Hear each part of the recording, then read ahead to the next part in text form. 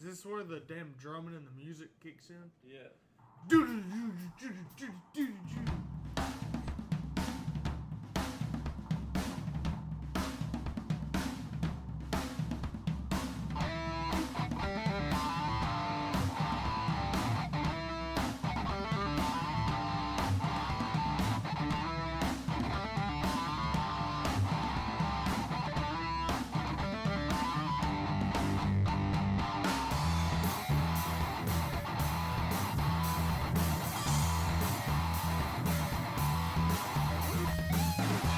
What is going on, everybody? Hello and welcome to On the Pipe Podcast.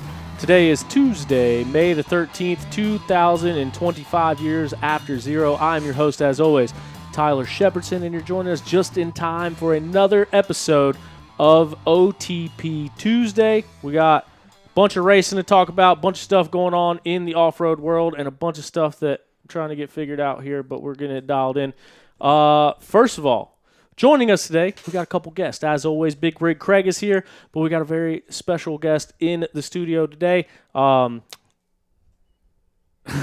forgot where I was going. Anyway, Josh Toth, welcome to the show. What's up, everybody? What's going on? Yo, how's it going?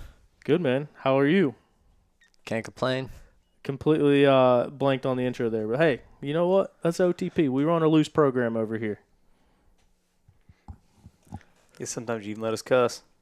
Do what? Sometimes you even let us cuss. Every now and then. But yeah, so we got a lot to talk about. Obviously, this whole thing started last week. Stu Baylor came on here, and he laid it all out there, said his thoughts on what was going on. That brewed into a challenge between maybe the team manager, team rider, Josh Toth, and Stuart Baylor, both talking about racing Southwick, pro motocross, and then catching a plane or hitting the road, making it over to Pennsylvania, I think, for the National Enduro. Ohio for the National Enduro, pulling double duty of the weekend. We're going to get into that here in a second. We're going to hear all about it and see what challenges get made out here. But first, we're going to dig up some results. We'll talk through some of the results of the off-road world first, get everybody's thoughts on those, and then we'll just kind of, hang out, talk some junk, see what's going on this week on the Pipe Podcast. We'll start things with U.S. Sprint Enduro. They raced this past weekend at King of the Mountain. We're right here near Kings Mountain, so that kept throwing me off all weekend. But King of the Mountain, Cody Barnes goes out and takes his first ever U.S. Sprint Enduro win.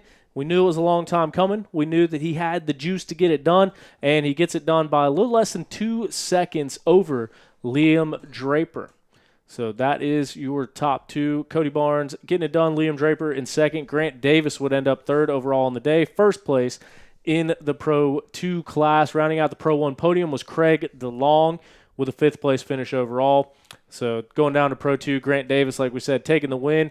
Toby Cleveland in the number 2 spot of the Pro 2 class. And Cooper Jones, recently named to that junior ISDE team, he comes in with the final podium spot in the Pro 2 class. Down in Pro-Am, JoJo Cunningham takes the win. Cole Whitmer, Swole Cole, in the number 2 spot. And rounding out the Pro-Am podium, Colton Shields.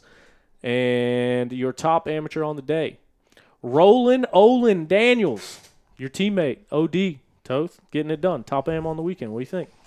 That's right. Representing New England. The Milkman, I guess. Yeah, the new Milkman. Nickname. I forgot, too. So he's a Netra champ. I believe you're a Netra champ, right? No. Oh. No. I got out of there before I won much, honestly.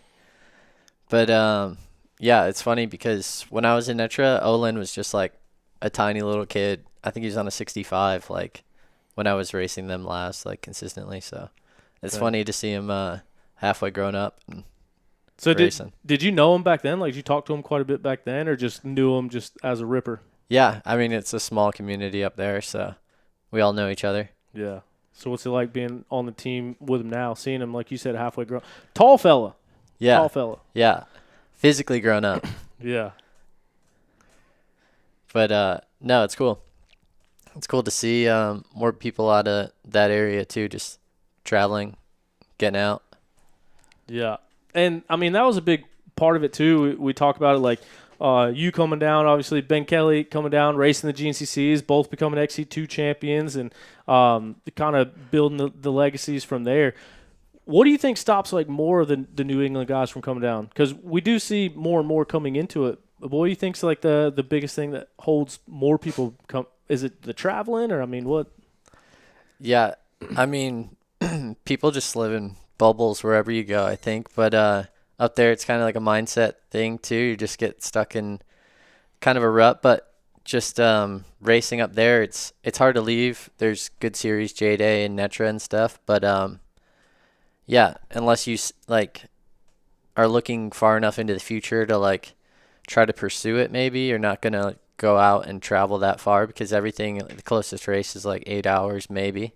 So yeah, it's tough just logistically to get out of there, but I mean it makes good riders and everything. So Yeah. I think more people should, and more kids coming out of there will be future champions. Yeah.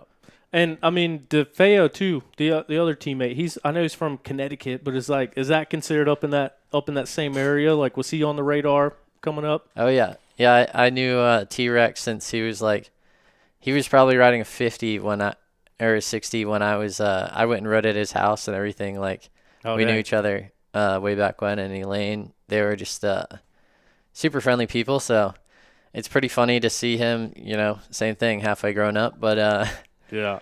It's cool to see more people get out. He's moved to South Carolina and not like a New Englander, so he doesn't go back and forth, but yeah, no, it's cool to, like I said, see everyone getting out. Yeah.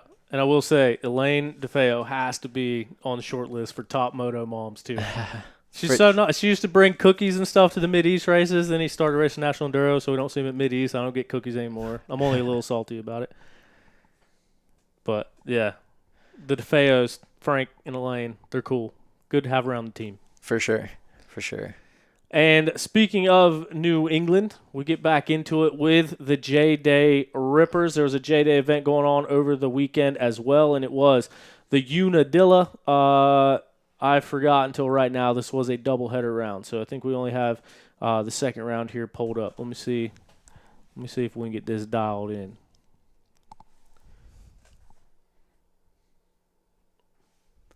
I'm over here squinting like my safety glasses are on, just trying to see the results.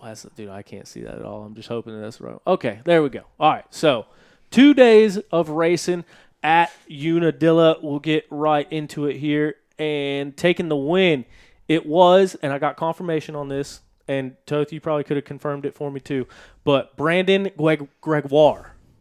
Yeah. I think is how you say it. Yeah, as far as I know. I try to say 8 different ways.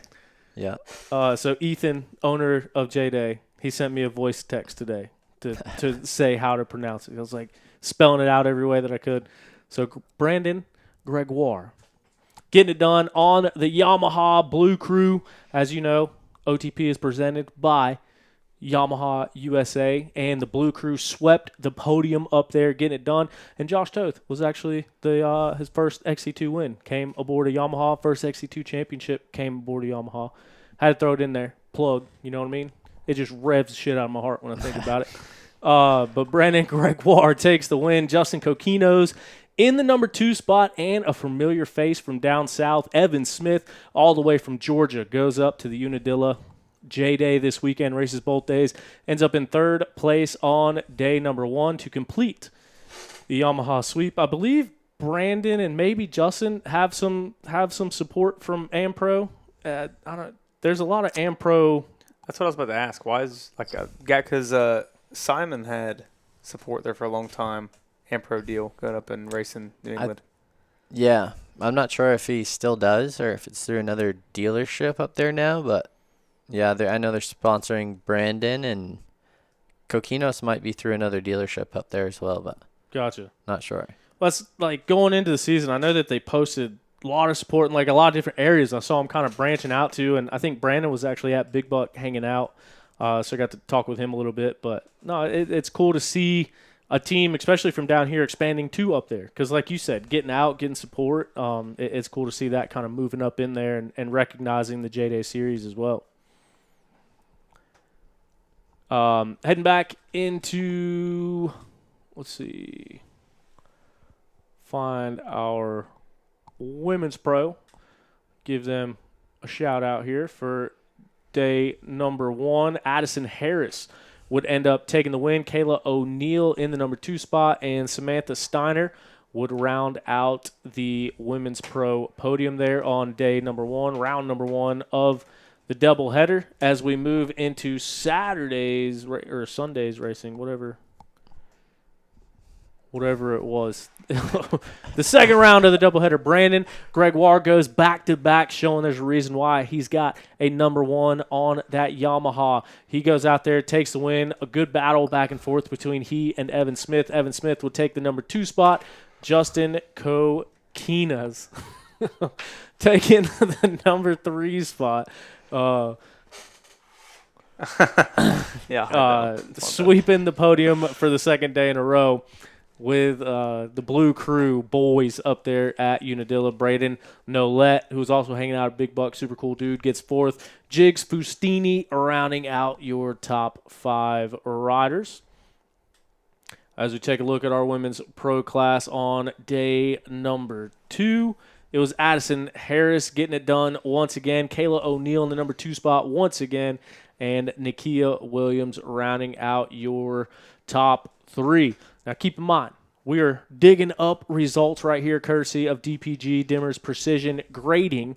They are the ones that help us dig up these results every single weekend. They are the Carolina's premier grading services. So, if no job too big, no job too small, hit them up, dimmersprecisiongrading.com. This past weekend, they did a little bit more than just grading. They did some racing out there at the DPG compound. They hosted round number 5 of the Full Gas Race Series this year. Ryder Lafferty goes out there and takes the win. I do believe this is congruent with the overall. This is Moto number 2. Still can't find a way to separate them or get the final tallies, but I believe this is the overall as well. This is the finishing order for Moto number 2. Ryder Lafferty takes the win. Ryder's starting to become a little bit of local legend out here, man. Racing the Mid-East races, racing the local Full Gases, coming out and getting it done, taking the win. Michael DeLosa in the number 2 spot. Cole Johnson rounding out the overall podium out of the Open A class.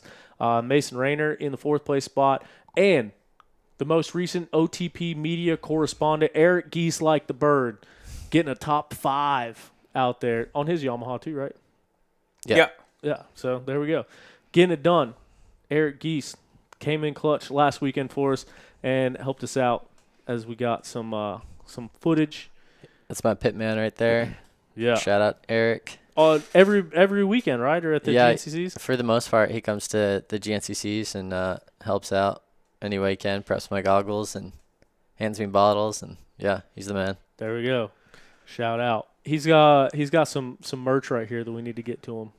Told him this one's on the house now that he's a OTP employee. He earned it. Yeah, for sure. Getting the W9. Because I was going back and forth with him. He's like sending me stuff. He's like, BRB, gotta go pick Toth real quick, and then I'll be back.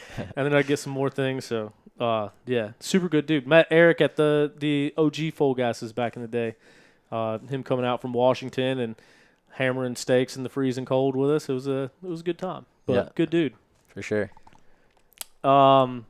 Final thing to talk about of the weekend that I know of, might be missing something. Sorry about it.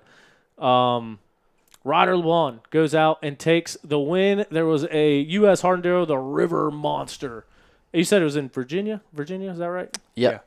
So the River Monster up there in Virginia. Ryder LeBlanc takes the win. Him and Tristan Hart both, I believe they were tied in the points lead coming into this race. Tristan missing some time with injury, coming back strong. We saw him get the win at Battle of the Goats. Yeah. Or am I making that up? Yeah. Yeah. No, he did. So getting right back in the hunt of the championship.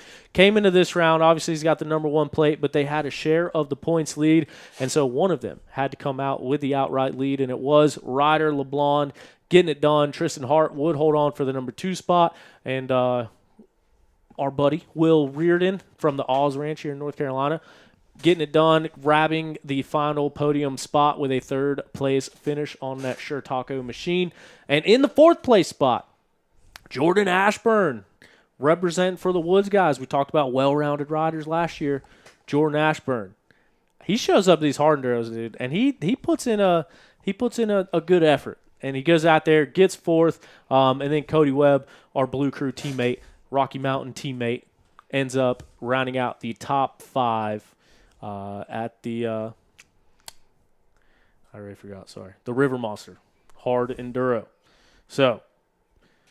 Toth, where do you want to start? A lot of stuff. And see, you're a unique guy because you've done all this. You race everything. You can do a little bit of everything. You can race with the hard enduro guys. You can race with pro moto guys. You can race GNCC. You can win GNCCs. You can win sprint enduro championships. All sorts of stuff. What's your biggest takeaway from the weekend of racing? Yeah, no, it's cool to look at those. I haven't seen all of them yet, been caught up, but I know that hard enduro looked pretty sweet, like kind of right up my alley. I wish I was there and racing it, but next year maybe when Cowie has a 2-stroke, Yeah. But yeah, no, I just I don't listen to all your episodes to be honest, but listened to last week since heard Stu just talking and talking. So saying he's the most well-rounded rider and maybe physically, but we're calling him out. We need to get him out at Southwick and get him to Enduro GP. I invite him to. So let's do it all, man. Coming in hot and heavy with it, straight out of the gate.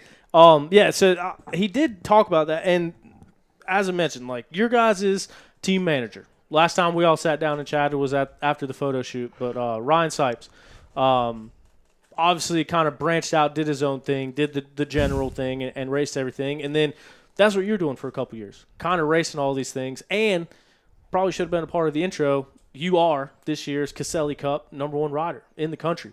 And so when it comes to well-rounded riders, you've been there, you've done it. You are the #1 on the Caselli Cup this year. I'm interested to hear more about what you're saying as you're driving down the road or wherever you're listening to it, hearing Stu go on and on about that. And be like, man, I'm the bike next to you in the pits, man. I'll show you well-rounded. Yeah, no, I was listening to it driving. I was like, am I hearing this right? The disrespect.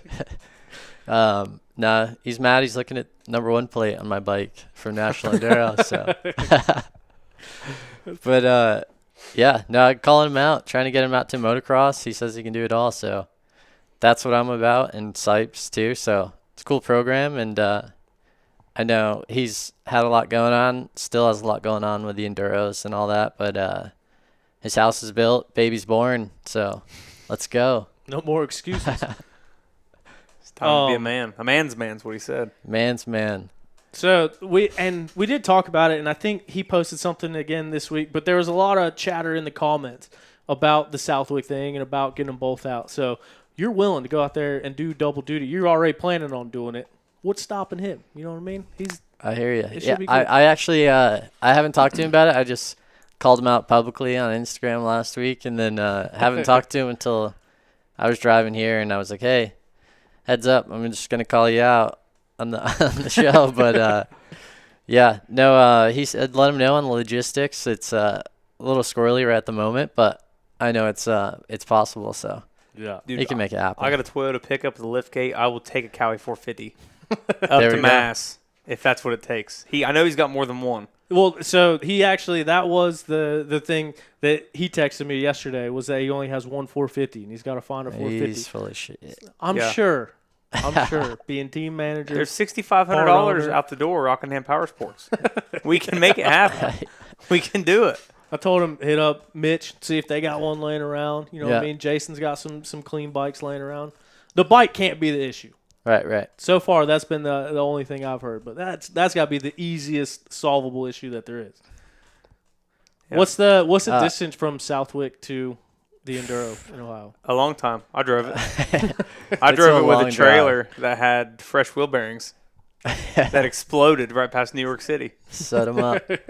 But no, I actually got a buddy, Danny, who I met through Brock and Brent Bellsold, Bell's Electric, shout out. Yeah. But he's got a plane and he's a pilot in Ohio, so there we go. Yeah, he said he's getting a 6-seater soon, so I think that's what it's gonna be. Really? Yeah. Dang, quick flight. He said it'll be like 2 hours tops, hour and a half probably. Getting there in style. Oh yeah, cruising private. That needs to be documented. Yeah, for sure. Landed James A. Road Airport, Jackson, Ohio. 12 minutes from the track. That's it. Look, there we go. Cruise in. I'll be just knowing the way I felt after Southwick the last time I did it on Sunday. I'm gonna be hurting, but now do everything I can to rest up, and then like I said, kick Stu's ass on Sunday. regardless. So if he's fresh, if he punks out on Southwick, and you gotta race Southwick, you still gonna show him what that number 1 plate's about on Sunday or what? Yeah. Well, we gotta get him out there, dude. There's no reason. I know. I mean, yeah. There's no excuse. Dang. So No excuse. I will say, first time in a decade, someone not with the last name Baylor won a national enduro championship, and so then they had to go out and invest in you, bring you on board, so you could still have it. Have you thought about changing your last name to Baylor? He did the tattoo challenge. You need to do something with this. Oh man. You need to take combined finishes from Southwick and from National Enduro. There's got to be something on the line. Yeah. We can work something up. I like that idea. Figure it out. No telling where that could go. How'd you do last time at Southwick? I did the 250 class, and I think I went 22-21 for like 24th overall somehow. But yeah, just outside of the points. Dang. So that's the goal this year, get in the top 20. Get some points. Yeah. Yeah. How comfortable are you like that? Obviously, you probably grew up riding that track all the damn time. Yeah, not a ton growing up, but once I was like later teenager, and now every chance I get to go up there and rip it, I take it. So yeah, it's awesome. Heck yeah. The locals up there too, because it would be me and my buddy Hunter Helmick. I think you met Hunter, and we drove up there for the last time when he raced it, and all the locals freaking out when he'd go by. It was gnarly. Even 2 years ago, 2 years prior, we went just to watch. Yeah, like one of the girls who was guarding the VIP section or whatever. It was just a tunnel to get in the infield. Yeah. They must have net your parents or whatever.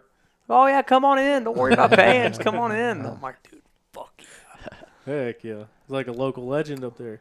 Locals. How about what year was it that Robbie Marshall was like fastest qualifier on a 300? He did good on. Well, he had a couple of good years. Like he did a 2-stroke and did really well one year, but then I think at a 450 he got like 4th overall or in a moto. And then Mike Satilli was like another local legend. His buddy qualified first one year, beat Villapoto and everybody out of B practice.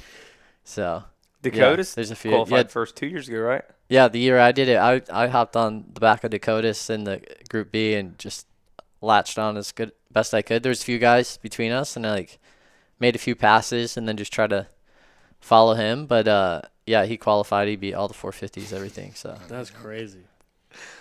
Dude, that place lit up whenever they announced it. Oh, dude, I bet. Dude, place was nuts. Beers everywhere. Crazy as soon as they announced fastest qualifier. I mean, that's got to be different, especially like being from. I feel like New England's one of them places. I've never been there. Like, well, I'm from upstate New York, but I haven't really been back since. But that's not even like far into New England, where not actually New England, but it seems like that's a place where like just a ton of pride, and it's like something's in the water because everyone I know from up there is just sick. Like Johnny Gerard, Robbie Marshall, you, like all the guys we talked about before. It's pretty crazy. For sure. Built different up there. Yeah. Seems like it. They're so cooped up in the wintertime they go fucking nuts as soon as the snow melts. Yeah. That's like, probably the case, yeah. Motofro. Like he's been driving down here and racing like North Carolina races. He came to a Mid-East race. It's like driving from Mass. And I asked him, I think he said to that last Mid-East race, it was like 14, 15 hours. It's wild. He's like, everything's frozen up there. I got to come ride. Got to do something, yeah. Like, dude, that's dedication. Either ride a sand pit or, hit the road. Yeah. How's the sand pit here compared to the sand pits up there? There's sick ones down here for sure. But yeah, up there's where I grew up in Connecticut is just super rocky. Like, couldn't even find any dirt like on the land I grew up on, barely. Really? And then you find like these little pockets. Like I'm only 40 minutes from Southwick, and that's obviously super sandy. Just like follows this, I think, the Connecticut River through the state. So there's like little veins and pockets of like sand. So yeah, they usually get like mined out, obviously. So that's why it's a sand pit. Yeah. And grew up riding those on the weekends when the workers were gone and or when they were there and trying to get kicked out and everything. Dang. So that's awesome. Setting up freestyle ramps, doing backflips, just normal stuff. Someone said, Josh, come out and race Netra and show all my AA buddies what's up. I think they know what's up. I'm just going to go out on a limb. I need to, but tough on the schedule. A lot of races this year. Yeah. And so what's it been like? Because I know last year, I know that there was talks with joining the Red Bear team. It ended up being Thad Duvall in that XC2 class for them last year. Obviously, you take that role this year. But taking a couple years away to kind of do your own thing and race a little bit of everything, like racing hard enduro, racing pro moto, racing all that. What's it been like coming back, like knowing, hey, got to do all the GNCCs, got to do all the national enduros? I mean, right there's almost half the year just between those, and then start sprinkling in all this other stuff. What's it been like being back at the GNCCs full time? Yeah, those 2 years I kind of stepped away from it, but did national enduro full time. So I was still doing all of those, but going back to GNCC, it's definitely like I was pretty excited about it going into it. Honestly, it's just good opportunity, good team, good program with Kawasaki behind it, and like good earning potential, and just just honestly stoked about the whole program, and started off super strong, and obviously it's been pretty challenging the first few rounds, just up and down conditions or rides, but dealing with all that, and this past race, like mid race, I was like, man, do I really want to do this next year? Do I want to do all these GNCCs? Like, I had a blast last year when I didn't have to do all of them, but also it's like I try not to veer away from like a challenge like that, personal challenge, like, so it's kind of just a battle between not going away from a challenge or avoiding it, and trying to do the program that I think is the most fun. So yeah. So like last year too, like I know I talked to you a little bit about it, and I know you've been on the show a couple times since then. I don't remember what we talked about, so it's like all fresh for me right now again. But like last year, obviously you became the first person to win from XC2, and to get the overall win. And since then, I think it's been done 3 times now. After that, so it kind of like broke the ice. Like you got it done, and then it kind of showed like, hey, this is possible. And then it seems like it's happened. Grant a couple times, Nick a couple times, or one time rather. yeah, And you guys battling back and forth and stuff too. But like last year, after that win and after the start of the season, like you were pretty good, like in the points. Like, was there a part of you last season that was like looking at it like, hey, maybe I should stick out the rest of this season? Because like I said, after that, up to that point, like I'm pretty sure you were sitting pretty good in the points in the beginning of the season. Yeah, no, for sure. I was like, I don't know if I was probably top 3 in points, but I was kind of, when it came to it, like to just step away and not do the next race, it was kind of weird. But at the time, I was like, yeah, this is what I had set out to do, and this is what I'm doing, and yeah, fuck it. We're doing it. What did it feel like? What did it mean to get that win? Oh, it was epic. Yeah. Finally just get it done, get the monkey off my back, and just do it in those conditions, and everything around it. Have a napper, my mechanic there, and it was a cool moment. Yeah. And if I'm not mistaken, Shelby got her first WXC win that same race too. Yeah, it was epic, and he was like doing double duty, just working for both of us out of the van. So yeah, it was a pretty special day for sure. Yeah, I bet, dude. Showing up, that one mechanic racing out of a van, taking home 2 overall wins on the day. Yeah, that had to be a pretty sweet feeling for sure. Yeah. Craig, what you got? Happy to be here, honestly. You set this whole thing up. You're the one that always run your mouth. You got. I do think it was funny though. Like I talked to him a couple days after the race, and like you'd think after the XC2 guy winning the first overall ever on 250F, I was like, hey, did the bike feel good? Like you'd only rode it a couple times. It was, it's 250F. Tank's kind of fat. It's fine. I'm like, you didn't love it? No, it's 250F. Whatever. I'm like, Jesus, dude. Yeah. Like you expect someone who just rode as good as he did to be like, oh yeah, bike felt so good. It's just one of those days. He's like, oh yeah, it was good. It's fine. Whatever. Well, so that was one thing, like down at testing this year to start the season off, like kind of the same thing. You're like, bike's pretty good. Like I like it. I can make it work. And I remember Sipes going back and forth. I kind of told the story last week on the show about Sipes riding it, and you guys kind of going back and forth on it. But last year, you raced, what was it, 8 brands, 9 brands? How many brands did you race? Yeah, I think 8 brands total. 8 brands, and then, what, 9 or 10 bikes or yeah of the brands? Yeah, a whole bunch. So what's it like to kind of – because every bike is different. Like, you hear people talk about, like, hey, hate this type of bike, love this type of bike. You kind of rode the whole gamut, including old bikes, new bikes, red bikes, blue bikes. Like, you know what I mean? Just kind of rode everything. And now, obviously, on the Kawasaki factory team. But what's it like kind of bouncing back between all those bikes? And are you one of those guys that has to have the feel perfectly down, or do you kind of adapt and overcome on what you got? No, it was super cool opportunity. Like, I haven't – honestly, once you, I guess, become a pro or get on a team, you kind of get locked in. You're only supposed to ride one brand or one bike anyway. So for the last several years, I haven't had the chance to ride any, like, current year other brand bikes. And, no, it's just really cool opportunity. And I grew up just, you know, where we bought a bike that was a good deal or seemed like a good fit. So it was just whatever it was.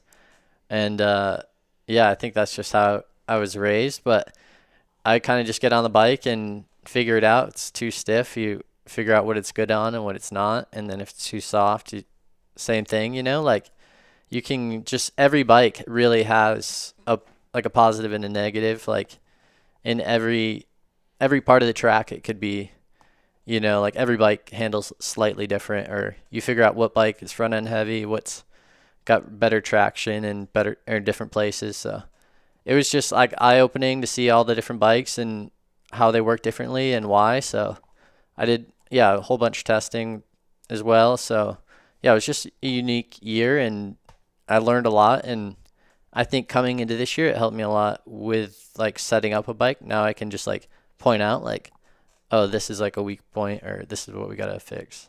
Yeah. So like a lot of those bikes, are you going out of your way to make a lot of changes to them, like as far as last year? Or were you kind of like figuring out, well, this bike does, like you said, does good here, does bad here, and just kind of adapting to that riding style? Or were you really trying to tweak them and get them where you wanted them? Yeah. I mean, we got this Napper Enduro Engineering did my suspension and just nailed it, honestly, on pretty much every brand, every bike we had. So that made it super easy. But also, oh, what do you got this week? We'll figure it out.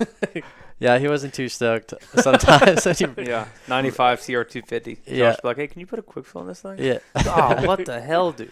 Gotta get it ready for the weekend. But yeah, no, I try to set them all up. Like suspension got done, obviously for my weight setup. But honestly, I raced last year. I raced whatever bike paid the most. So even if it wasn't practical, like if that series Yamaha paid the most of that weekend in that series, and then Honda paid the most at GNCC, and that's why I did it. So it worked out well. Like it was a gamble, and I could have lost a lot of money. Like I didn't make out great last year financially, but I mean, what I did do, I did well for all the races. So yeah. So knowing like how much fun you had and kind of chasing it around like that, like was it tough for you to make the decision to come back and be a part of a factory team again this year? Like was there a part of you that's like, man, I don't know. Yeah, for sure. Just like because I feel like my program had gained momentum. It was the second year I'd done it, and then now I was doing really well with the winning and getting the national enduro title. So it's hard to step away from it. It's a decent year, I'd say. It was really hard to step away, but just looking in, having like the manufacturer support of Kawasaki and good bonus structure, and having Sipes and Stu, running it. I knew it was going to be a loose program and a good fit. So that's cool. It honestly feels like it doesn't feel much different from what I was doing last year. I just do my own thing, and they trust me to do what's right, and show up on the weekend. Yeah, I know. Like being involved with the team as I am, like they have the structured team meetings. Like I've seen people get yelled at for not being there Saturday night, 7:00, whatever it is, and they have processes that they put in place, and it seems like they want to run it in a specific way and like hold people accountable and stuff. But from like your side of it, like we mentioned, like OD is living at the Shoals, I'm pretty sure. DeFeo is at the Shoals full time, I'm pretty sure. Caleb Wood is there. Rachel's there. Stu's there. Like, a lot of them are there and riding. Like, is there any pressure or any structure put on you, like, outside of it? Or is it kind of like just like, hey, do your own thing. We'll see you on Sunday? Yeah, it's kind of do my own thing, and we know what we need to work on, like, after each race, and have been working on the bike and suspension or whatever it is, engine mapping we're testing. And so I've been going down there and testing, like, when need be, and that's worked out super good. It's only 2.5 hours away, so yeah, I just go down there for that testing and then come home and do my own thing, and yeah, it's cool. Hey, Stu's got a big old moto track there. Got a bunch of moto stuff to ride. No excuse why I can't race Southwick. You know what I mean? I know it. A lot of sand tracks down there too, right? That's what he says. He's the gnarliest, man. Makes Southwick look like a highway. That sand track does get pretty damn deep. It's pretty, yeah, no doubt. But weren't they doing like 2-hour-long motos on it? Something ridiculous. Might not have been 2. Maybe, yeah. Before Florida. I believe that. Remember 2 years ago, I think JoJo was down there. Dude, they're doing 2-hour-long sand motos. Like a 5-minute lap, yeah, maybe. They said it was terrible. Yeah. Dude, and that place, it does get deep. Have you ridden there? Uh-uh. It gets deep. It gets pretty gnarly out there. The photo shoot this week, Josh is like riding up hills, jumping over logs, like riding up trees. The tree one is next gnarly. to the sand track. Yeah. No, so I gotta ask you. We got the man in the room. We got you with all the answers here. When you guys are riding moto, when you're practicing, where are we at? You putting it on him? Is he putting it on you? On Stu? Where are we at? Yeah. Honestly, we haven't gone head to head on the practice track. Yeah. Yeah. We don't need to now. We gotta settle it at Southwick. Yeah, that's right. We'll leave him hanging. Yeah. Don't need to know what it is at the show. But I get so obviously there's like how hard was it for you to like get the pro card to go race the outdoor nationals? Because I think talking with him, like I think he legit made some calls to try to race a muddy supercross at some point, and they were basically like, "Yeah, dude, no way." No way. But like, how is that? Obviously, same owners between Pro Moto and GNCC. I'm sure that only has to help. But I know that there is a whole process to get your pro license, to get your pro card, to be able to go out race a Southwick. How was that process for you, and how were you able to get out there? Yeah, fortunately, because that's one thing that a lot of people overlook. Like, you can't just show up and be like, "Hey, I'm here to race." No.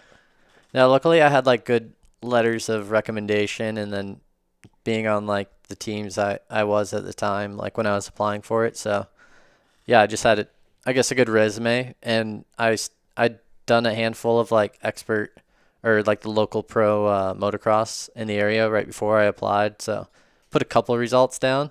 But, I was kind of nervous about it, but I had good letters of recommendation. So I think now that I've had the license, it shouldn't be an issue. But yeah, I think for the most part, if you're like a top 10 pro and off-road and stuff, and you apply and have good letters of recommendation, I think you just get in. Is the process through the Coombs family, or is it through like AMA, or how's that whole thing? Yeah, I'm not sure exactly. Like MX Sports, but same group. Yeah. Yeah. But it's through like MX Sports and not the actual AMA. So I guess it's promoter discretion, and they would be the promoter. Yeah, it's MX Sports. Gotcha. Yeah. Yeah. It's interesting. $500 though, license.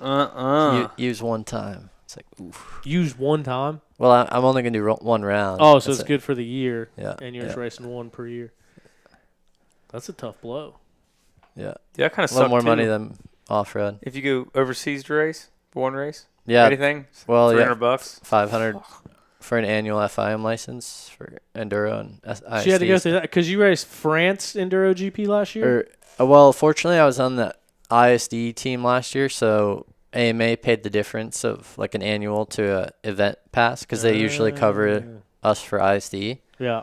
But so I did that and just had to pay the difference. But I'm gonna do the same thing this year. You're going over to an Enduro GP? Yep, in UK.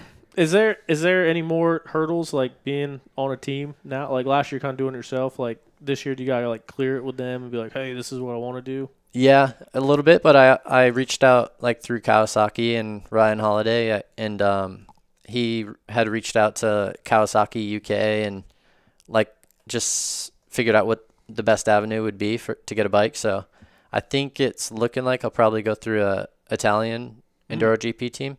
And yeah. Do you think Fast Eddie hooked me up with a Husky? Triumph. He's Triumph team now. Because Eric called, so he was going. Pull out the wallet. Do it. I got just enough, bud, to make it happen. I wanted to go. I was supposed to go to Italy right just now. Spend it all on a truck. We're all right. I was supposed to be there. I'd be getting back right now. Was the plan? I was supposed to be coming back today. Oh, to Italy. I thought that was later on. You bailed on it. No, I didn't bail on nothing. No, my buddy Luke, they renegotiated on me. Said that team over there, they were like moving facilities and they didn't have enough time to help 3 riders out, so they were wanting to go in September. Dang. But then Eric calls me and calls me a racial slur and says, "Hey, we going to UK?" And I was like, "For what?" He's like, "Oh, MotoGP and Let's do GP." it. I'm trying to get calling out Ricky Russell, Ben Kelly. Bringing out Talk to him, yeah. I think Dante's going and Gus Reardon are going for sure to the Enduro GP of Wales. So when is bunch that? of Americans going over. I'll tell you right now. Is it close enough to like stay over there for ISDE, or is this a 2-tripper? Yeah, it's August 2nd and 3rd. So the whole month in Europe. I am actually going to do that. Yeah. Yeah. That would be sick. 1 weekend off and then over to Italy. So. And then So will you race that bike? Are you going to build a race bike out of the No, we're bike you get shipping from over one. there? Yep. We're shipping 2 actually, spare. Is there a big difference? Like, is there a difference in like the Euro bike you'll be riding at Enduro GP and the bike that gets shipped over? Yeah, I actually think I might go with the 300 option they have over there. So the team over there is running 300 kits. So I might just try it because it's available and see how it is. Dang. Check him out. But we'll see. Now, so you can't run that at ISDE? I'm not sure what the class it would fall into, like if it would move me out of E1 or not.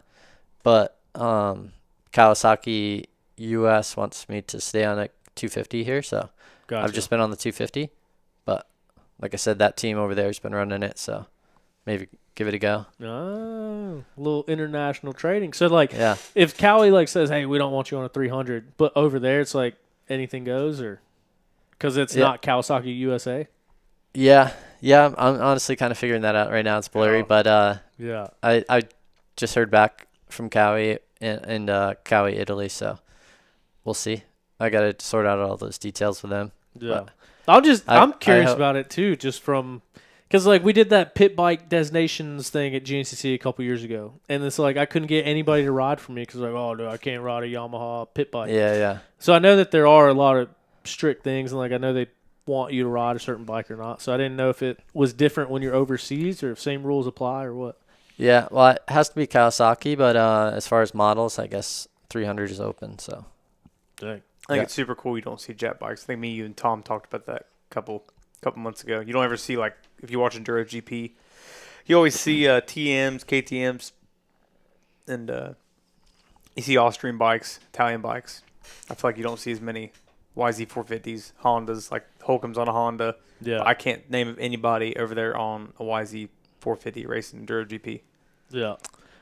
And, I mean, that's kind of why I was asking about the differences in getting a bike over there, too. And I've told the story on here before, but, like, when Steve Holcomb was still on beta and came over and raced those first couple GNCCs, like, his bike was on a stand at the far side of the beta pits, and they were like, don't look at it, don't touch it, don't sit on it, don't do anything. Because his bike, I guess, was significantly different or had quite a bit of different stuff on it. And so the American guys were like, don't even try it, you're not getting it, don't think about it. So it's like I wonder if you'd done a little bit different. And if you liked the Euro bike, could you sub that one in for ISDE, or does that one have to be the I'll have a bike shipped by then at that point, so I'll have a 250X shipped over by then, which I'm stoked with anyways. But, we'll see how the 300 is, and then I'd be interested in maybe getting it back here at some point. if it's good. So Is that a motor kit like how Redline has a 300 or a 400 kit for Hondas? Is that similar? yeah, same brand. I think Athena makes them for it. Yeah. And 300 4-stroke for those Yeah. listening. Because I heard a lot of people, they were talking about the Cowie's going to have 2 strokes, the big rumor, before they actually dropped it. Yeah. And then all of a sudden there was a showcase overseas and it had the 300 4-stroke with the Athena kit apparently. And I was like, oh, no, it's a 300 4-stroke. There's not going to be a 2-stroke. They're bullshitting. And then 2-stroke announcement. So it was kind of funny how that happened. Yeah. I hear a lot of people like the CRF 450s. They put a 400 Redline, or is it Redline Moto, Red Moto kit, whatever it is. Well, that's what Holcomb's like it. running, Yeah. or was running. Yeah, I got a buddy up in Jersey running one. He swears by it. I think it's sick. So is that like pretty accessible? Like, can you get that kit here? Just you as a factory rider can't run it, but like we could order that kit and put it on Cali. And I think that's the thing right now. It's not quite available yet here for Kawasaki, just the new 25 250. But that kit's I think available for Honda Kawasaki's here already. So sweet. Yeah. How's the Cowie this year? Like racing it for 6 days in Italy, racing it for 6 days. Like, what do you think? Like the comfort level is going to be between like last year and this year? With obviously a new bike this year, but top finishing American from last year. Yeah, I think I'm much better off honestly going into it this year. The Cowie just turns unbelievable. It's super thin, and 250F's just super manageable power. You could throw it around, and yeah, the bike just, like I said, turns so well. You can drift it around and on flat ground. So I think it's going to be ideal setup for it. Heck yeah. And Italy is going to favor kind of more of our guys, right? Like East Coast stuff. Yeah, I hear pretty rocky and stuff, so couldn't be better. I plan to go. My plan is to be there, but I've also said that every year, like the last 5 years. So I'm hoping that this year is the year. You didn't get to ride that bike last year much either, did you? You had a new frame for a little bit, but you were racing so much other stuff. What's up? A new Gin gas is what you raced last year? Oh, yeah. Because they shipped you one. Yeah. And it was fresh when you left the house. I didn't put much time on it, but I was supposed to. But too many bikes, too many options, man, last year. But yeah, I raced all the national enduros on the older generation gas, and then they wanted me on the newer one for 6 days, so I had to jump on that one. But why'd you prefer the old one? Just didn't want to figure out the changes, or didn't like the changes, or plead the fifth, or what? No, I think the chassis was more figured out at the time. I think on the older generation and stuff. The new one, it's so weird because I did like parts of it. It turned really well, like the front end traction on flat ground, but then I'd lose the rear a lot. But then I could get the rear to get a good drive, a good traction, but I'd lose the front. So it's like just trying to get the bike to be balanced well. I was like not super comfortable with, but yeah, it wasn't the worst bike I've ridden, that's for sure. Dang. So even trying to get that figured out, still top finishing American, top 10 overall. That means this year we're going for the win. That's right. I feel good. Heck yeah. Coming for you, Josette. He's been ripping, dude. I like riding him. He's cool. I've been pretty open. Like if you put a silhouette and like took like all the years of footage of GNCC stuff that we have on the channel or whatever, and like made it in the shadows riding through the woods, like you are a person that I can instantly pick out. And like Joe said, just like your riding style, it's so unique and like effortless looking. I don't know, it's cool. But Joseph too, like just ripping. Yeah. Or Verona. There's I forget what Enduro GP it is. It's super muddy. Yeah. It looks like it's 200 yards long. You just head in a straight line. He kicks the back end out. There's just water puddles everywhere, and he never lifts. I'm like, dude, I would be scared to death coming into the turn that fast. Yeah. Scared. Let's see. Thomas Caldwell. If anyone forgot. Oh, yeah. Let him see it. How's that feel, Toth? That's your boss that hired you for XC2.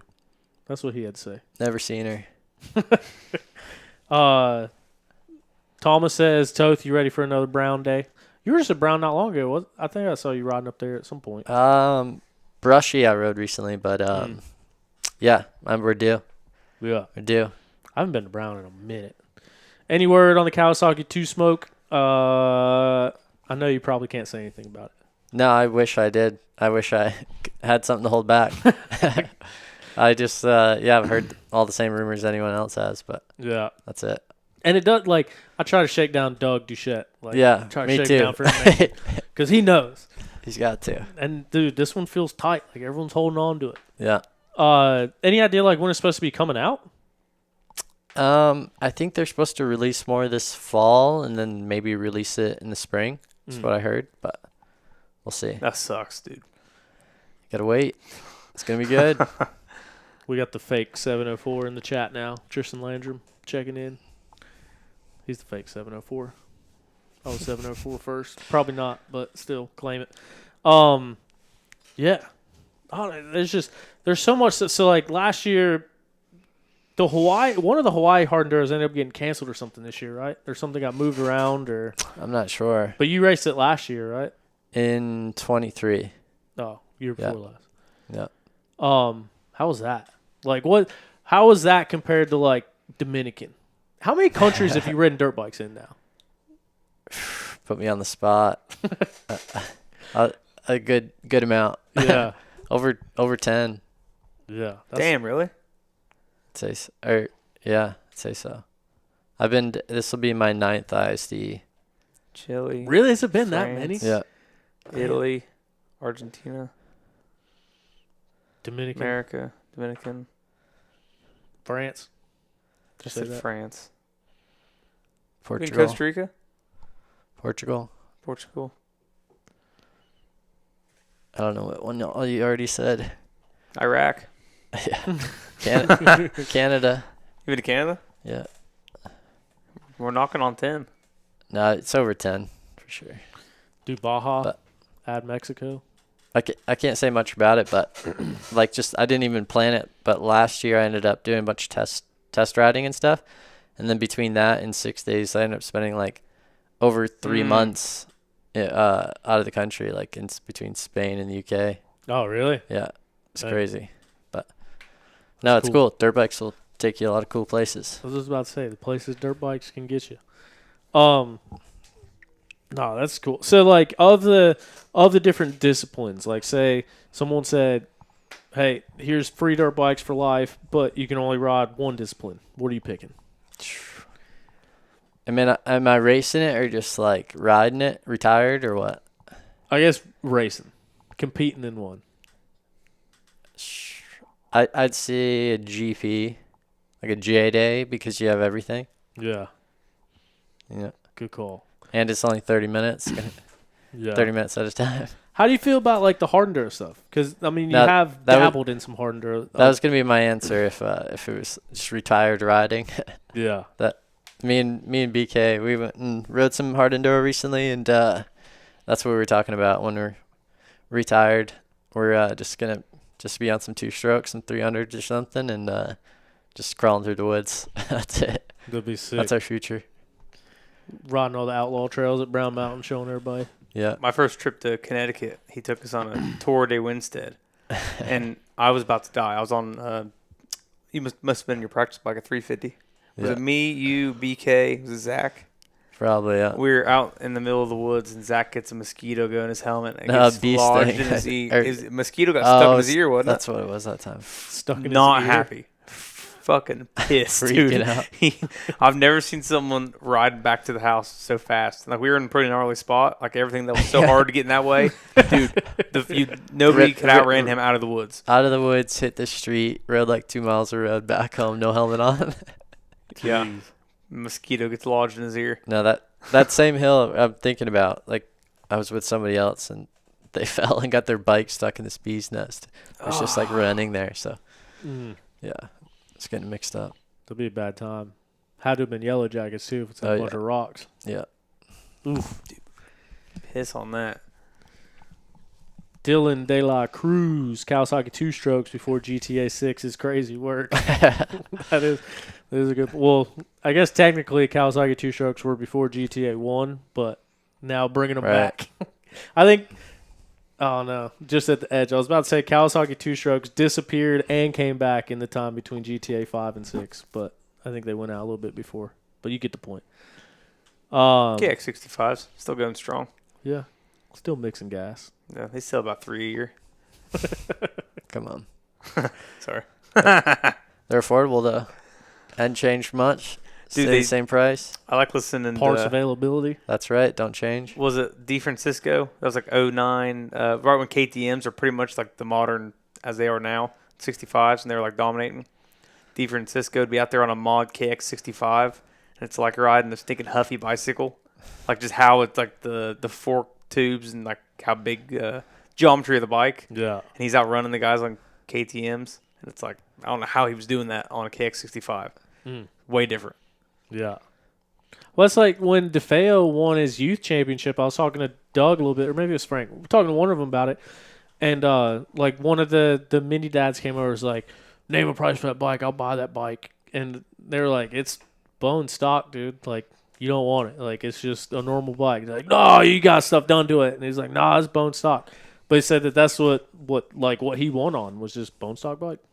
Tell him 10K. Take it. 10K. Connor Smith had a deal with Reigns on a YZ85 his last year in Super Minis. And they rode a stock one first. So he went like a KTM Super Mini. This was 2013, so they were good then. KTM Super Mini, 150R. The 150R blew up right before Steel Creek in 2014. He overalls the mini race on a 03 CR85. And then they get a deal with the YZ85 the next year. And he's like, dude, this is the same bike as the CR85. And they have, they called it an hour and a half motor. Same exact motor they said that Chase Sexton had at the time because he was racing YZ85s in amateurs. And they said if you rode it, if you played around in the yard with it after a GNCC youth race, it would explode. Really? They said it would not last. They said the walls were made of paper. Dang. He said it was terrible. He said, but it was real fast in a straight line. For an hour and a half. For an hour and a half, it was real Gotcha. good. He said, but an hour and 45, fucked. Too much. Too much. Yeah. And then is that the KX85 you guys have? Your dad still has? The one that your brother puff passed around? KX100, yeah. And it looks like it fell out of an airplane. Be better off it did. It did. We got a KX100 that my older brother had raced, and we had bought it used. He raced it in like Big Wheel or whatever, won a championship, and then I think it got sold to like some family friends for a year or two because there's like a 6-year age gap between me and my older brother. So then by the time I was big enough for it, we got it back. I think we built it into an 85 first. I won a Netra mini championship on it, and then raced it maybe another year, Big Wheel, and then passed it down to my younger brother, and I think he won 3 championships on it. Dang. So That thing's been through the ringer. yeah. Almost That outrun should be Caleb in a- Russell Unadilla on it. That should be in a damn Yeah, New jeez. England museum in there. I know it. That's my dad's. He's his proudest piece there. Heck yeah. Got 4 championships on it. At 5, least. I think. Oh, yeah. Yeah. Dang. Yeah. I had your dad's, what was it, the SL 125? That came from him? Yeah. I think went from I you told to Josh, him him to me I told to Josh I'd Bradley. pay him for it, and then I just sold it to you and just gave him the money. So you didn't Sounds have it alright. very long then. I don't No, I had it for remember a while, I think. Oh. The one, the XL 125, the real nice Oh, Honda. 82, I think? That's right. Yeah. Yeah. 82 Now or Bradley's 88? got it. Yeah.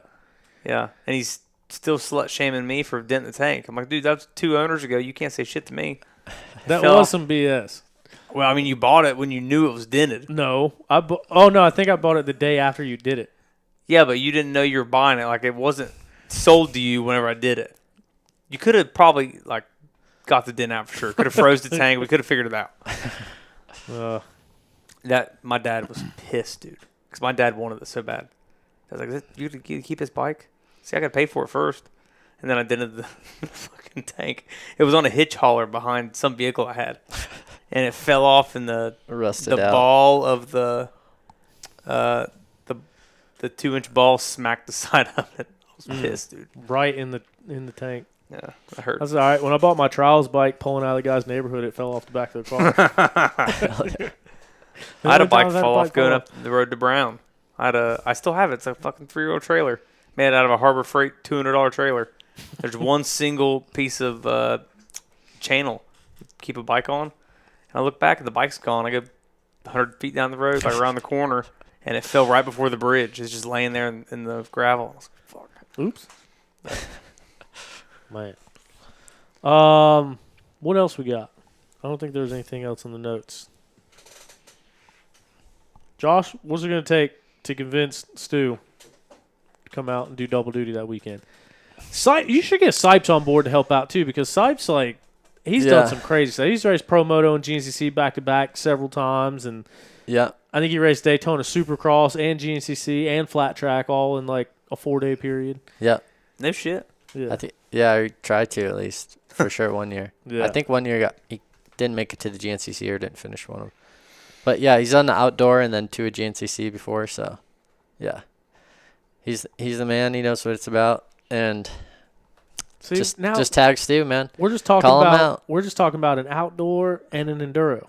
It's That's just it. 230s. Not an outdoor and a GNCC. I think that would be way worse. Yeah. Yeah. It's To just go race for 230s. 3 hours the day after one. We'll see. We'll see. So I'm gonna put you on the spot. Do you think the Stuart Baylor Jr. is the most well-rounded rider in the world right now? Physically. I'll stand by that. But no, I think I got him beat. I don't know how we're gonna figure it out, but unless he races Southwick. That's the only way. When you look at it, that's the only way. That's it. We got GNCC battles all the time. You've been in front of him. He He's said- been in front of you. He actually said he might have High Point weekend off. So maybe if he wants to do that. I don't know if I can manage that one too, but if we compare moto scores maybe or something. But You got to make sure everyone qualifies. yeah, we got to make sure we qualify. Yeah. See how close we were to qualifying. Maybe that's what it is. Maybe he's just scared of the sand of Southwick. Yeah, He I was knows- nervous going there too. Give it My to him home in the track. sand. Dude, Eric Geese up there with the tie-dye T-shirt with some sunnies on. That was my pit man. Yeah, Geese. He looked like he should have a joint in him. My Gnarly. guy. No, Just- it's good. Pitting you and then just casually designing airplanes during the week for a job. Paper airplanes maybe. Yeah. Isn't that what he does? He told me like designs like the interiors Seats. of airplanes. Yeah, or he designs and seats. wiring for them. And Yeah. he explained it is above my pay grade. Smarter than he looks. Yeah. Yeah. Because he's out in Winston now? Yep. Yeah. He's local. Because he went from Washington to Texas to now North Carolina. Yep. Finally got some sense in him. Yep. What do you think about being down here? Like, obviously you got a house up in Hickory, but like, do you see yourself going back to Connecticut after racing, or are you kind of down here, or going farther south to Florida? What are you thinking? I think sticking around here probably. This area of the country I really like. Just the winters are pretty mild, and then you kind of find everything: mountains, sand. Yeah. Not too far from anything. Easy to travel. So It is a good hard- central yeah, location to everything. yeah, right between airports and stuff. So yeah, it's hard to beat. Yeah, for sure. Craig, what else you got? You got to pull the stories out that the people want to know. I'm just asking all the fan questions. Craig knows the real stuff. I think if I screwed up one real quick that everyone's going to enjoy. Oh man.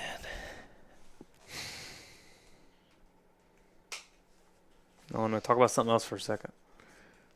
Here, we got some off camera. I didn't know if you needed.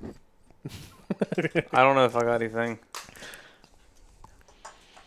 Oh, you got to have something. You, Let's have Craig. He can read Conaboy's name off those results. who? Conaboy from Hawaii. Yeah, Craig. I can't read, dude. Craig, who got can you tell me who got 10th place last weekend at the Hard Let us Barrel? know. Kamakana, Waioli, Kalapuna. Honestly, was- pretty good. Closer than I thought. Yeah. Do you know how to actually say it? Because this is like my favorite I've heard name it. to say. I just don't know. Said, and that's pretty close. Kamakana Waiwaiole Kahalapuna. Yeah. Yep. Shout out to him, Ryder, Cavello. They all stayed at my house. Cody, while I was gone. Over here with my cataracts trying to read. Yeah. That was the one thing that was stopping Stu, because he thought Craig was the pilot to fly me from Southwick to Ohio. And he said, "Fuck no." So you told him that you had the and plane I said he's getting up. LASIK, and yeah, he doesn't know how that's possible. He's a pilot. Tom's sitting there calling me. Did you lie to the FAA, Craig?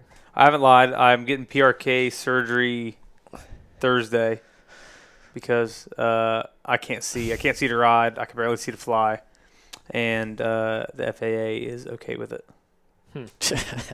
Great. So. Makes me sound safe. Great. Live next to an airport too. He flies out of. Go right through my garage. No, we went to the Full Gas this weekend, so it was at Dimmers. First off, the weather held off. It was absolutely fucking sweet.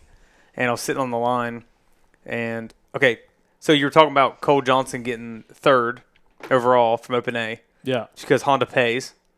That's why the boys do that shit. So they can make some money. And they were all talking shit about how they're going to make some money this weekend. And it was my birthday, so I was like, you know what? Fuck you guys. So I went and signed up for Pro Class.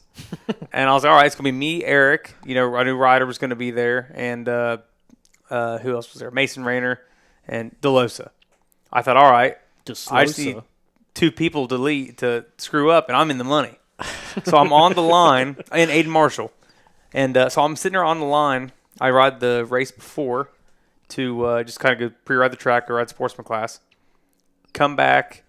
Didn't take my contacts out or anything. Literally was just talking to my dad, go up to the start for the first moto of Pro. And my contact, I'm sitting there feeling like around, and I have a flutter in my eye. My contact like rips in half. And Eric's like, what was that? I was like, my contact just fucking fell out of my eye. So perfect time to get PRK surgery Thursday because I have no contacts left, and I can't see anything anyway. So I thought, man, I'd hate to be flying into like Atlanta in 4 years, and my contacts just fly out of my eye. And I'm like, all right, well, we're fucked. We're going down. I'd hate to be on a plane with you flying. Yeah. Like I saw you trying to ride at Bollinger's at one time without contacts. I can't imagine trying to land an airplane without them. Yeah. I've heard that exactly what you just said so many times. Like, if I find out you're my pilot, there's no way I'm flying. I can't wait just to open the door and just... I'm going to be like that lady yelling about the lizard people getting off the plane. Yeah? You gonna have he is not real. Yeah? I'll make my way on. I'll have my Burger King hat on. Man. Josh, you still got that old truck? Yeah.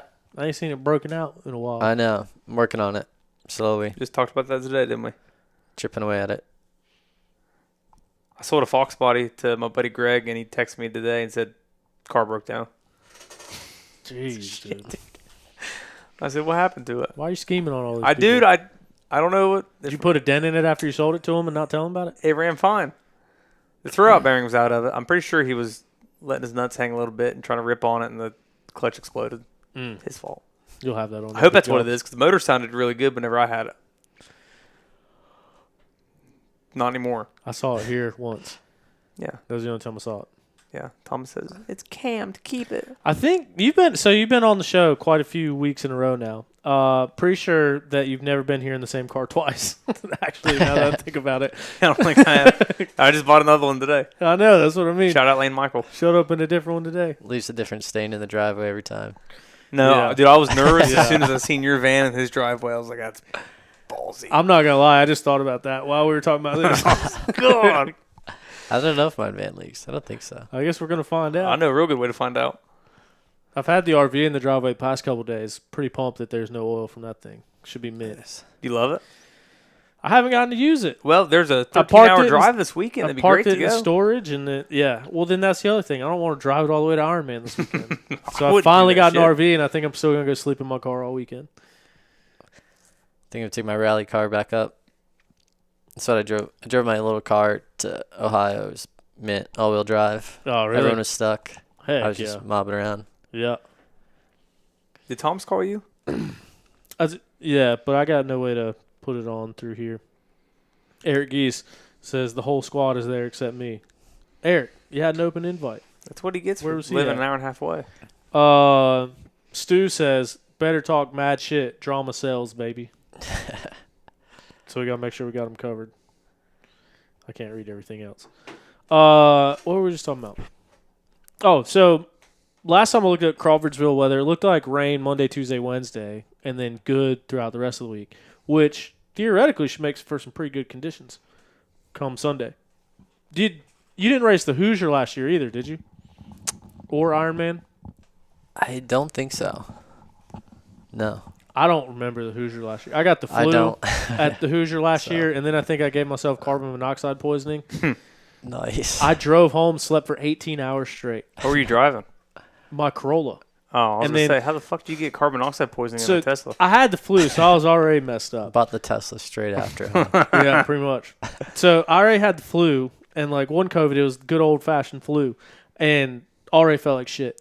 Drove all the way up there, got there late at night, didn't know where anyone was, so I parked in between the Beta and the Husky rigs, and they're running generators. So I'm parked in between the rigs, so it's like a hallway, like basically a garage with a roof.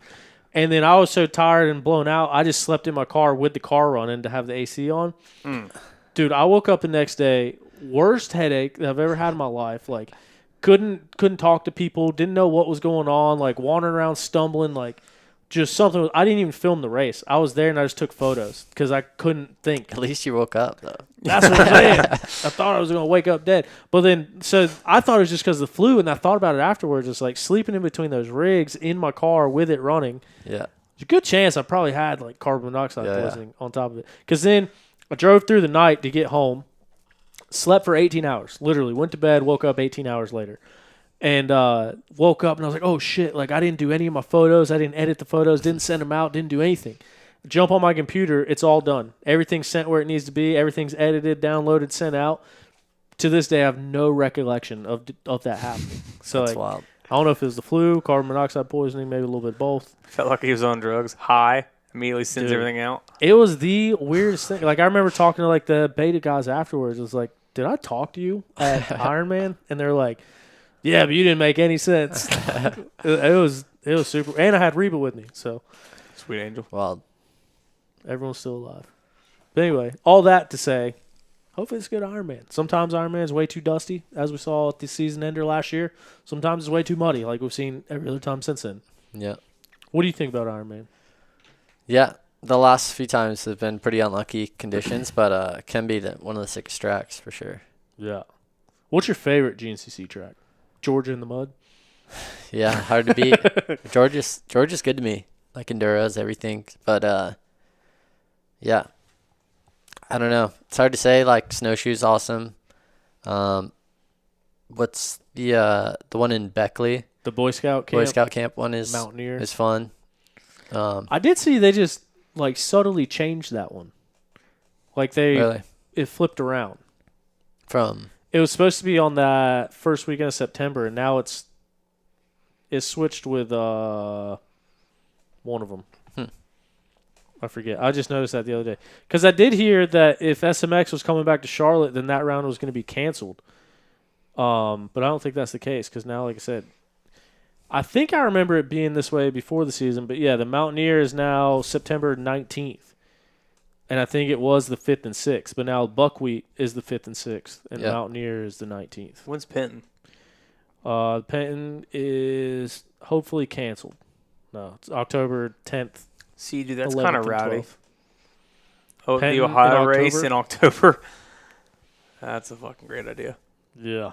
I guess it's better than like June because, dude, sometimes you go to and it's hot and sticky and disgusting. So October would just be cold and disgusting. Because Powerline was usually around that time, like back in like 2018, 19 before they quit. It was always nasty. Back when they'd let you jump. Tom says, ask Toth about Lake Norman. Is there a story there? Can you still backflip? Who says? Is that on a dirt bike? I think those are two unrelated things. Two unrelated. I don't know about Lake Norman. And fuck Joe Biden. For sure. But I want to do backflip again for sure. I got the itch, but really, yeah. But I think I still can. I haven't done it, but only way to find out. That's it. I know Sandpit. I'll say I can. Dustin's got a freestyle ramp. Don't you have a ramp? Not yet. I got a big landing pad, but need a ramp. Now we just need a ramp. Was there any like easing into that or just Not much. send it? No, just go for it. I bailed the first try. I just got crooked. I like looked over my shoulder, kind of wimped out, and got off axis a little bit. But yeah, the second try was meant. Yeah. Dude, that was like a gap too and a big ramp. Like it's not like easing into it. I don't know how The you ramp just- was so steep though, and like pushed up to the pile of sand that like when you went up at normal, you had to like lean forward so much just to jump at normal. I was like, Yeah. oh, it's just gonna come around natural. Had you like backflip bikes or anything? No, I didn't even have a trampoline. I could barely do it on my feet. That's gnarly. I'm probably more comfortable on a dirt bike than I am on my feet, to be honest. So I grew up like, dude, I would backflip off of cars, off of bridges, off of cliffs, like just backflipping everything.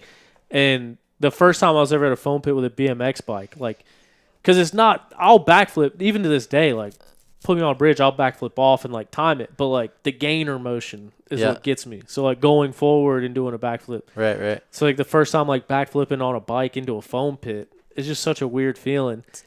Yeah. That like I feel like I could figure out on a dirt bike, but I don't think I would ever have the balls to do it. And you just do it to dirt Do or it. sand. Same Sand, yeah. thing. Have you ever tried? Is that the only time you've tried it back? Have you ever tried to like mini flip something? No, I'd like to. Honestly, yeah, I think I ran back like after that. I was like, man, get my phone, like get the video, you know. Yeah. And I was like had support from Trail Jesters at the time, and Ross. I had a missed call and then a text, and it was like, don't do anything stupid off that ramp.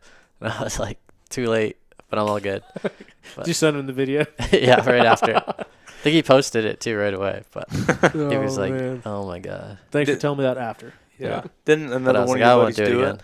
They did it like you were Yeah. supposed to do at the same time. My buddy Justin, I grew up with, yeah, he did it, I think, before anyone had a camera out. Well, actually, yeah, me and, it's pretty funny now.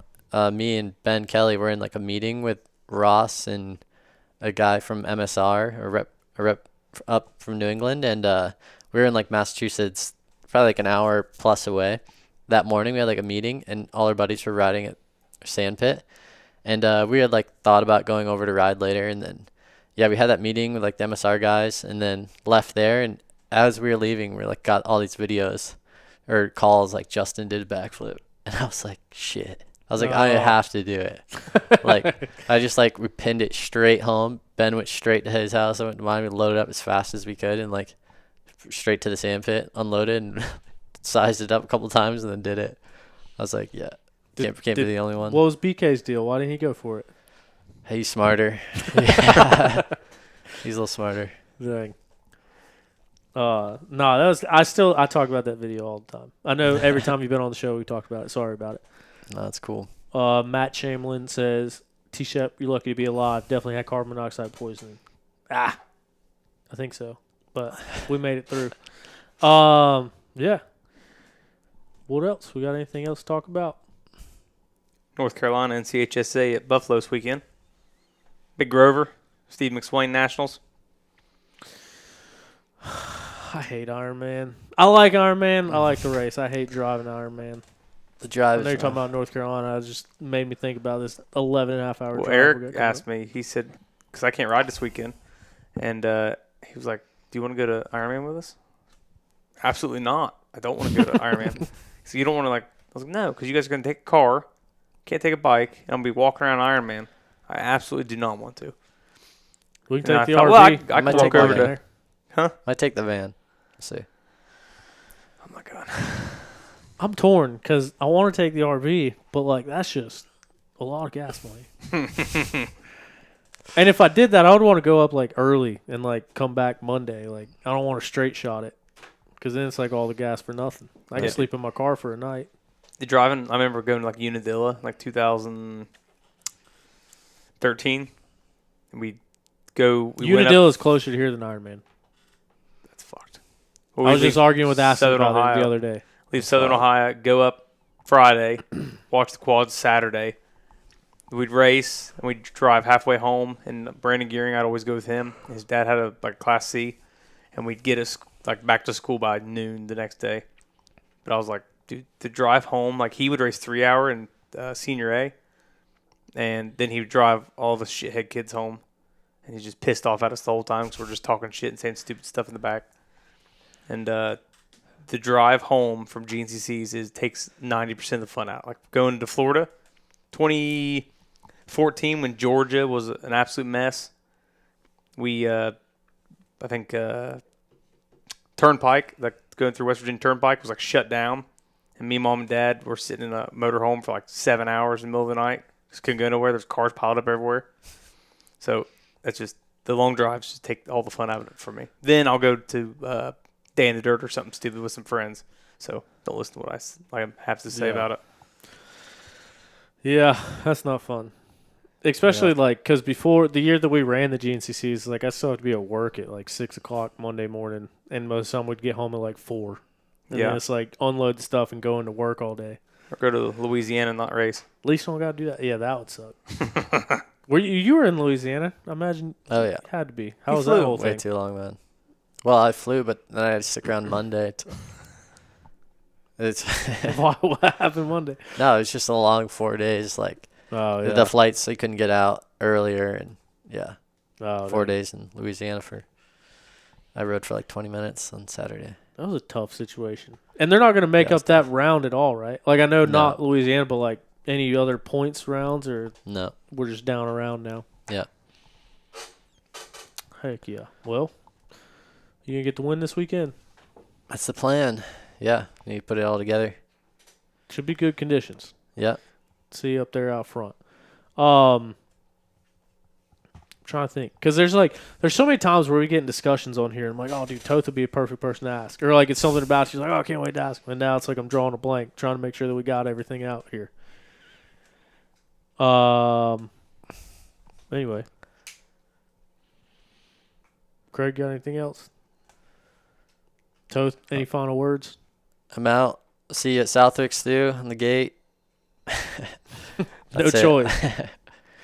Putting the challenge down. If you beat him this weekend, if you beat Stu this weekend, he's got no choice. Has to do it. It's fair. But to re-avenge it. Bit of a 450 track, I'll say, though.